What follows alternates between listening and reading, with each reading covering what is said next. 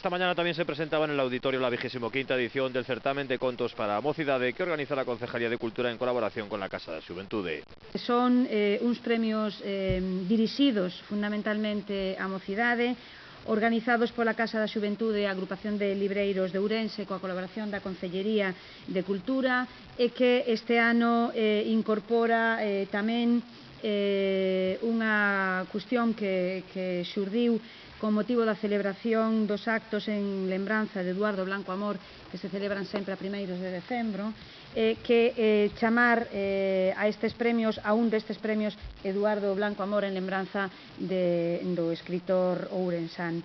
El ganador del certamen se llevará 800 euros. El premio Blanco Amor estará dotado con 500 euros y está destinado a estudiantes de secundaria de la ciudad. Por último, habrá 4 accessits de 250 euros. En esta presentación, el teniente alcalde de la ciudad, Alexandre Sánchez Vidal, se refirió a la política de personal del concello y a la reunión mantenida con representantes sindicales.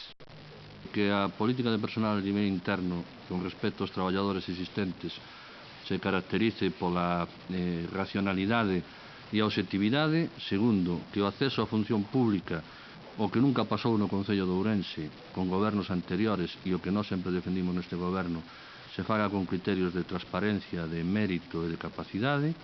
E unha terceira cuestión que nos interesa e que lles transmitimos que debe ser o obxecto deste diálogo. Nós entendemos que de aquí a un prazo de un ano, de 2 anos, deberíamos ter unha nova relación de postos de traballo onde se definan de forma perfecta cales son os novos servicios que debemos prestar aos cidadáns, cal é a maneira máis eficaz de servir os ourensáns, de ter unha administración local eficaz e que este pacto trascenda a calquera goberno, veña quen veña.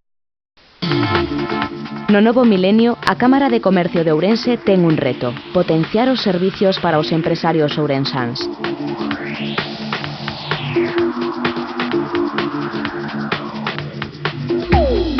Sempre ao servicio da nosa provincia.